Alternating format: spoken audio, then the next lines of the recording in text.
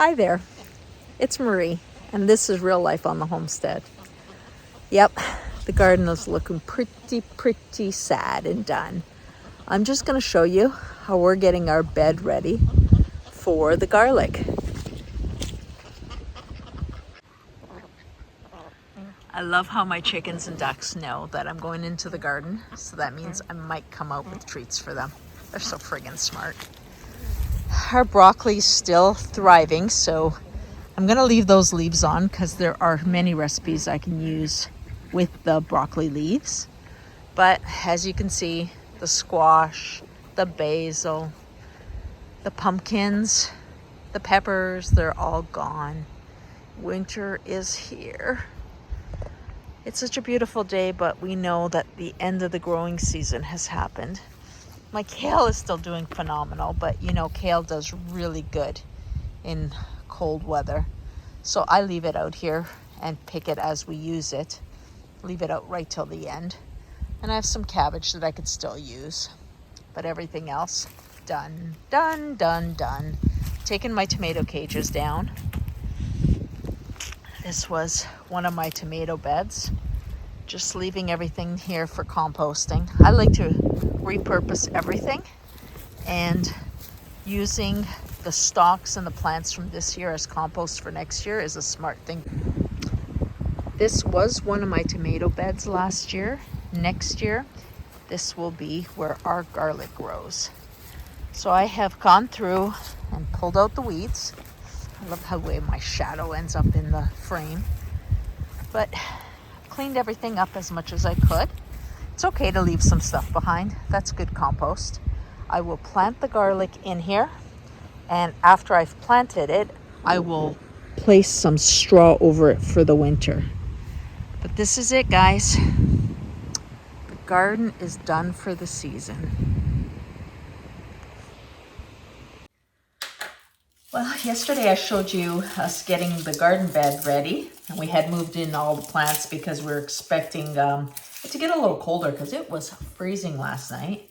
Well, we timed it just perfect. Skin of our teeth, honestly. We got down to -4 Celsius last night. Probably felt colder because the wind was bitter. But I'm glad we got the bed ready for the garlic. And today I am in here breaking my garlic heads apart. These are the cloves. Aren't they beautiful? So we want this garlic for next year. I've got two varieties. This one I picked earlier and cured, had cleaned up, put it away, and then I just cleaned up some more. These ones are a little dirtier because I just cleaned them. So I'm going to have two varieties, and I'm going to make sure to plant them separately so that we're seeing what is more successful, because we always want to improve every year. Because we are such a cold climate, we do hard neck varieties. We don't do any soft neck. Soft neck does keep longer. However, when they keep longer, but they don't do well up here. These are really hard to break into. And I don't want to damage the skin.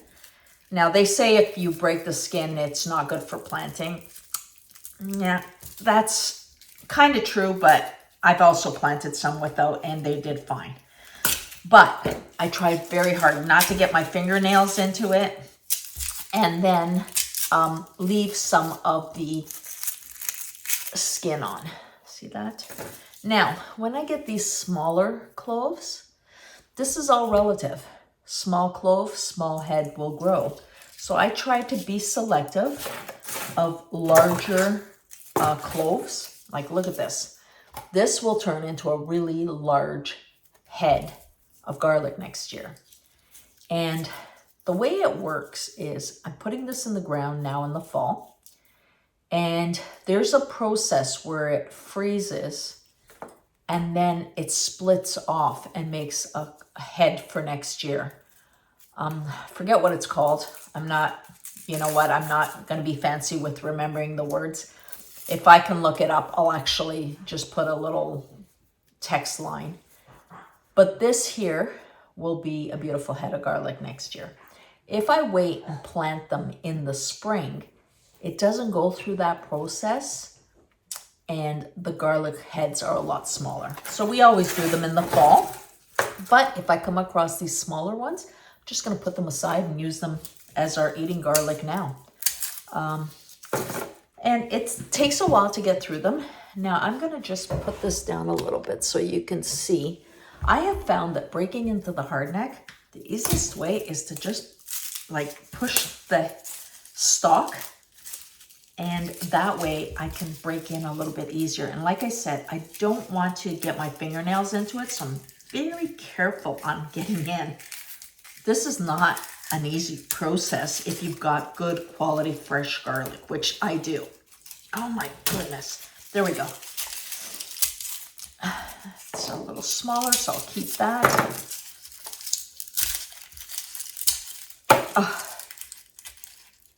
I am getting about 6 cloves of garlic per head here, so these did really well. I am putting aside the ones that I'm going to have for eating. We will use those first. If I damage any with my fingernail, I'll use those for dehydrating.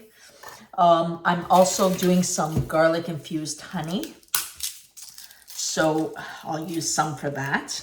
That's a great cough medicine for over the winter. Lots of vitamins, great for salad dressings. So there's so many benefits to garlic. I probably don't need to tell you that, but we are moving along just lovely.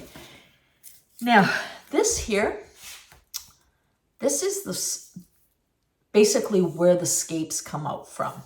So hardneck garlic has scapes where softneck does not. Well, I harvest my scapes, I guess, when would it be? It would be like probably the beginning of, you see I'm really working at this. Whoa, did I put my fingernail in there anywhere? No, I didn't. Okay, good. I harvest my scapes around the end of June, and I make scape pesto. Tastes just like garlic. It's a great thing to use. My friend Joanna does pickled scapes, and they're quite lovely. But what you need to do is make sure that you're always using fresh garlic. If you want to plant and you're not using garlic seed, you must get organic garlic from the grocery store. If you get anything that is like from China or off the shelf, there's a good chance it's been sprayed with stuff so that it doesn't sprout. And if you're going to make the effort to grow it, at least grow it from the best source. So I have been, my very first batch of garlic I got from a farmer that was growing it organically. And then I've just multiplied my stock. I make sure that I plant enough to eat and enough to have for seed the next year. So you're not going to watch me do this forever because this is going to take me a while. I can tell already. They're very fresh, which means they're very tight and hard to get apart. And I do like to take my time. So I will continue this video once we're out in the garden planting. Now we're calling for decent temperatures later in the week. So that is when I will put them into the ground. And that's when you'll see me continue this video. Well, we are here in the bed that I'm going to use for our garlic next year. And one of the ways I prepare it is I take some of our wood ash from the wood stoves and I lay it very thinly, but I do put the ash into the ground. Now, wood ash is great for fruit trees, asparagus, garlic, green onions. So don't just take your wood ash and throw it in the compost. It will help your compost, but you can put it directly into the garden. So I'm actually going to do this. Oh, the other thing I do is I use wood ash in the winter so that the chickens can still do their dust baths. They need to do those dust baths to feel clean and take any oils off their skin. And since they can't access sand in the winter, wood ash works great. So I am literally just going to put some down the middle and then I'll work with it afterward.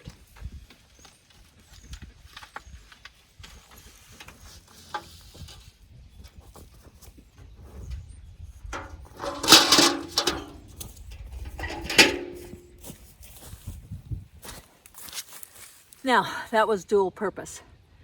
I conditioned my garden bed as well as I cleaned out the ash pan in the house.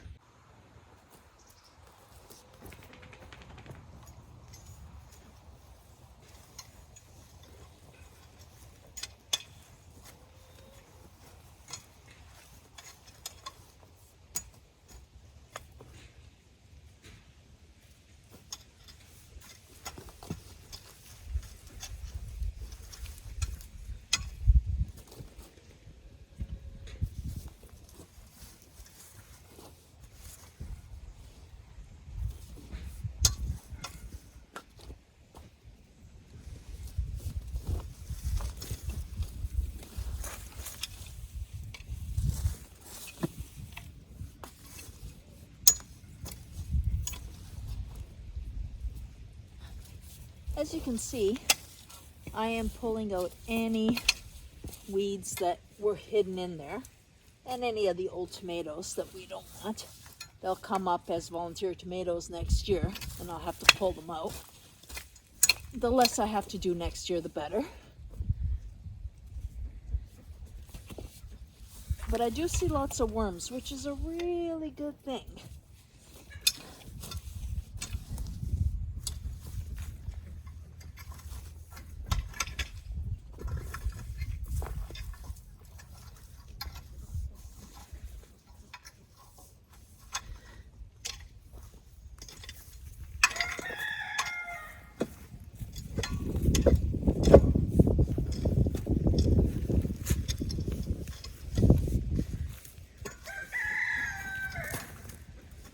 I tell you, you do a little bit of this, and it doesn't feel so cold anymore outside.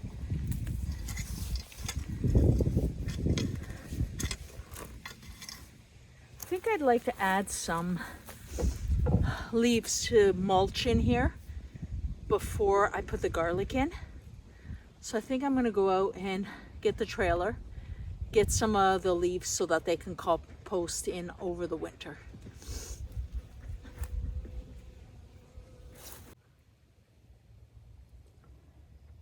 Well, I'm doing some math in my head, trying to figure out how many rows I want and how much per row. And I do not go and make little tiny holes along the way. What I do is I just create a little furrow and then drop my garlic into there. My back is not great, so I try to do as least of the bending as possible. And they're not perfectly straight. And guess what? I don't care.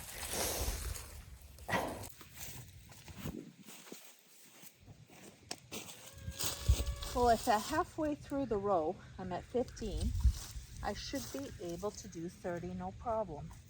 I'm doing them about 6 inches apart. Not really measuring, just using my common sense. When you plant your garlic, I need to come up close to show you this. When you plant your garlic, you plant it, where are we? There. Pointy side up, bottom, okay, where the hell's the camera? There it is. Bottom side down, that's where the roots will grow. It will sprout right here at the top and come up. Now, you never want to plant your garlic too early because it will start to sprout. And once it starts to sprout, it could actually die off. I've actually had it grow about this tall because the weather got good and it still came up next year. But the idea is to have it in the ground and then give it at least a month before the ground freezes up, so it can establish its roots, but not actually start growing. Oh, this is gonna work good. The plan is a success.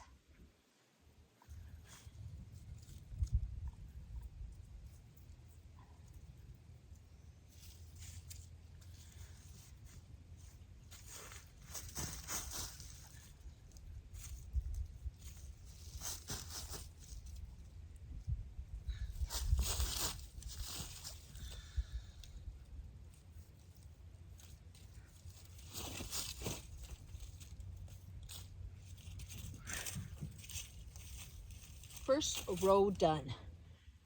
Now, the first row was music garlic, and we've grown that quite a few times, and it does okay, but the heads are small.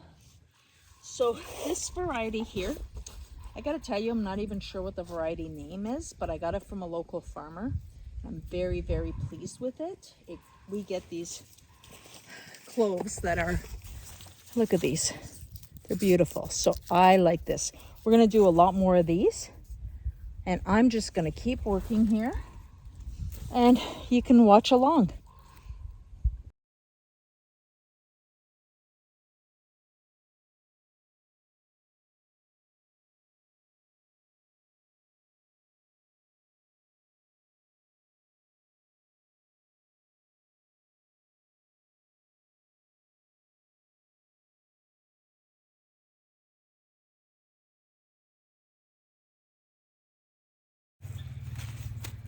Well, there we go. 150 bulb or cloves planted to give us 150 bulbs next year. Now, just time to cover them up. And yes, I know that there are knee pads that I can use in the garden, but I find it more work to move them than to just do it this way.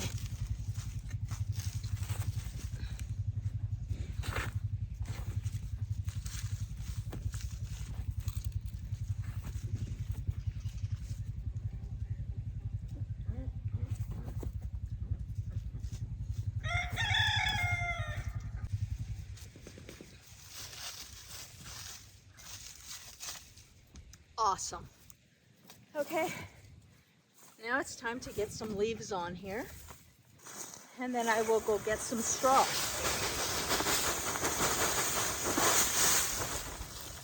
We got lots of leaves on the property, but we've made sure that we've created the garden where there was very little trees so we can get more sunlight.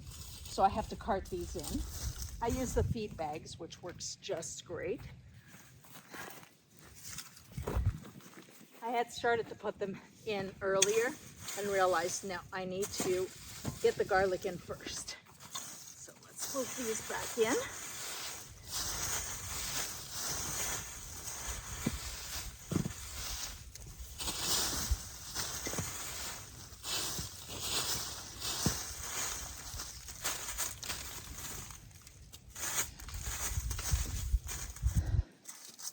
As you can see, there's a bit of prep here, but it doesn't take super long.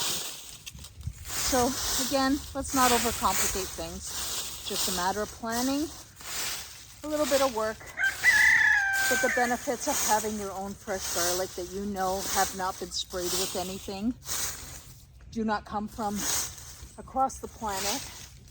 I don't know why we have such beautiful soils in North America, yet we insist on importing garlic from China, where you don't really know the conditions they're grown. Always a concern for me. And plus, I believe in supporting local, if not right around the corner, at least within the same damn continent. So I'm gonna go get a couple of bales of, no, I've got a bale of straw already here. I'm gonna get that on there.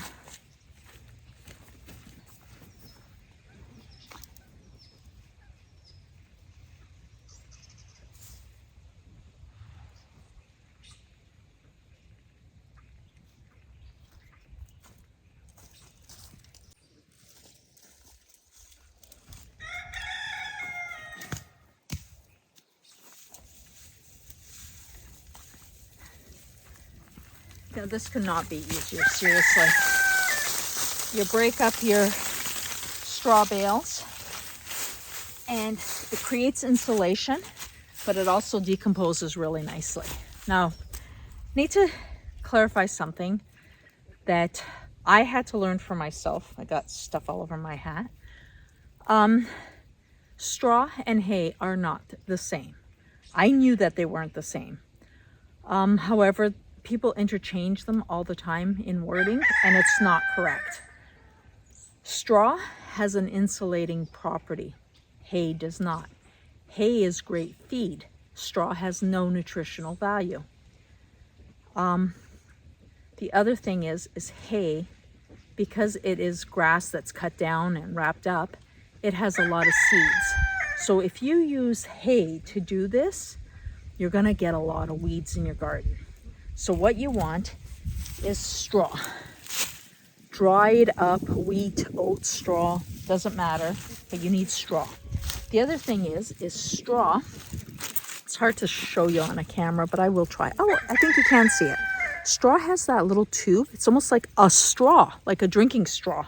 Maybe that's where we got the terminology.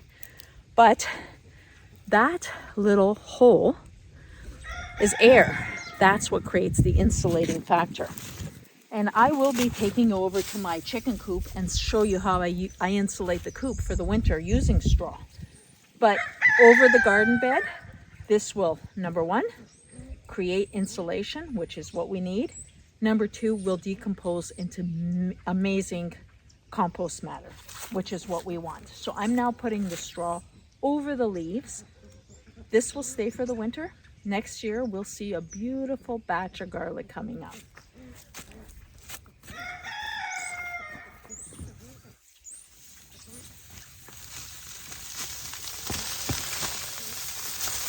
Seriously, this will not take me long.